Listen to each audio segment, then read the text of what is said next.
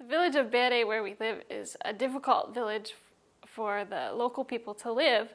There's no electricity or running water, and it's difficult to grow food because it's so hot. They only grow food mainly about 2 or 3 months out of the year, and the rest of the time is living on what they have left from the harvest.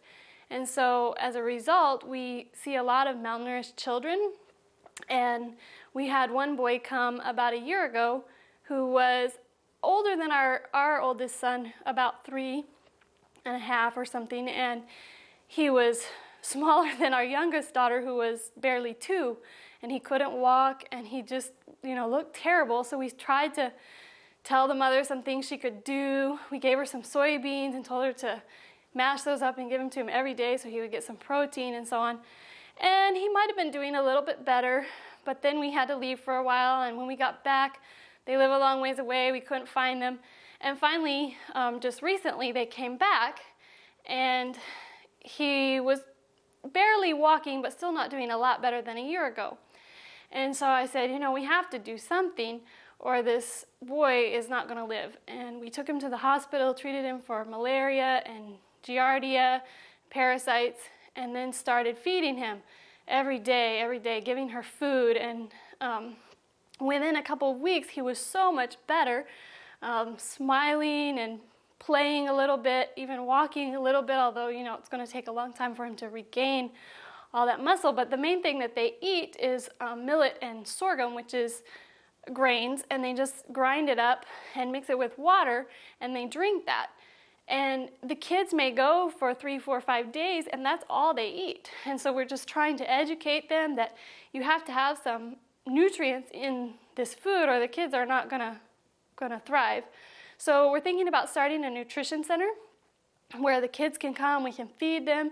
We want to show them how to grow gardens better and irrigate and do some things so that the kids can do better and mentally do better and just help their country to improve. God is really blessed in the work there in Africa. One of the stories that I'd like to share with you today is about when we first moved to Africa. I traveled up to the country of Chad to a small mission hospital there called Bere Adventist Hospital. And before I was supposed to even go up there, there was a Muslim man and his wife who were in the hospital. His wife had been hospitalized for a routine cesarean section to deliver their baby. But then after that, she developed complications. Every time when she was just about ready to be discharged and go home, there was something else that would come up that would force them to stay in the hospital. This went on for about 2.5 months.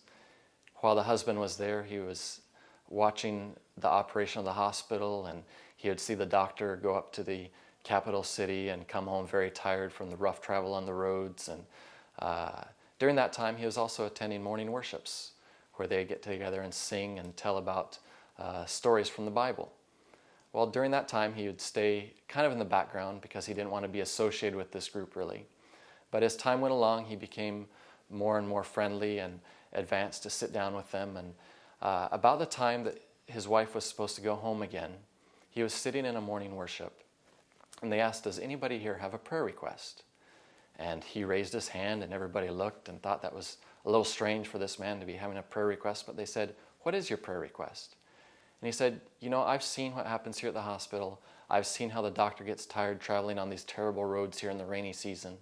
And I'd like to pray that God will send us an airplane to be here at this hospital so it can help bring medicines and bring the doctors and to help with the general operation of the hospital here. And the response was, from all the Christians there, was overwhelmingly negative. They thought this guy was asking for, it'd be an equivalent of a church here in America praying that they could have their own spacecraft. It was just totally ridiculous. There's virtually no small planes in the country of Chad. And for this man, his audacity to stand up and ask that a plane would come and be based at their hospital was just out of the question. So they all scoffed at him. But they put it in the prayer request list. And 2 weeks later, I wrote to the doctor there and said, I'm coming up to see about the options of establishing a medical aviation project there. And so when I arrived at this mission hospital, I had the privilege of meeting this Muslim man who had stood up after hearing stories from the Bible, stories of faith, and said, I would like to pray for a plane to be based here.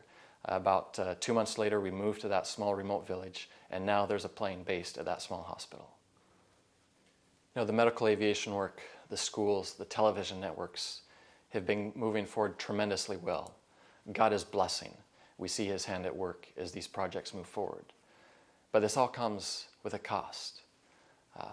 During the Old Testament times, you read of the prophets and how they lived lives in seclusion sometimes. It was not always easy. As you move into the Dark Ages, and then you hear about the reformers, they had it extremely rough. You know, the blood of the martyrs was the seed of the gospel. And today, missionaries leave the comforts of their home, their families, their friends, to go to these remote parts of the world to share the gospel of Jesus Christ. For us, one of the hardest challenges that we've had is that 5 weeks ago we laid our firstborn son to rest on the continent of Africa.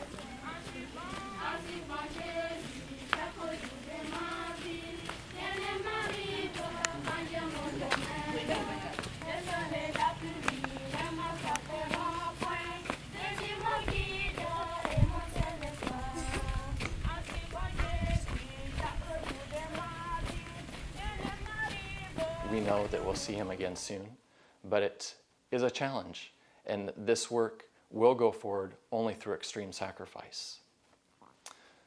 One of the interesting aspects about our son is that he always loved to talk about the second coming of Jesus. His favorite songs were songs of Jesus' second coming. Lift up the trumpet loud, let it rain. But one of his favorite songs was, when the roll is called up yonder, I'll be there. It says, when the trumpet of the Lord shall sound, and time shall be no more, and the morning breaks eternal, bright and fair. When the saints of earth shall gather over on the other shore. When the roll is called up yonder, I'll be there.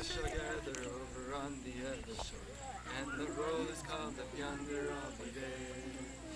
When the roll is called up yonder, when the roll is called up yonder, when the roll is called up yonder, when the roll is called up yonder, I'll be there. And you know, Caleb didn't know all the words to that song, but when he didn't know the words, he would just interject, when the roll is called up yonder, I'll be there. And we know that we'll see him in heaven very soon. The question is, what are you doing to help share the gospel with your family, with your friends, and those that don't know? Partout, depuis Congo jusqu'à l'Indonésie, Amérique du Sud. Partout, je pars, j'ai rendez-vous.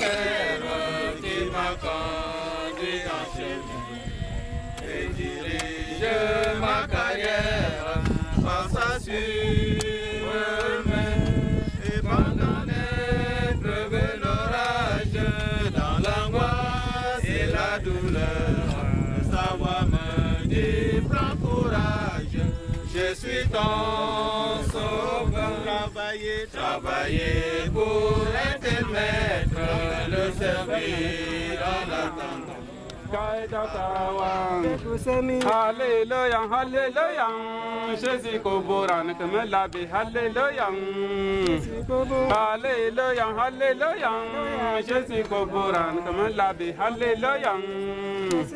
Kaelo abre, kaelo abre, kaelo.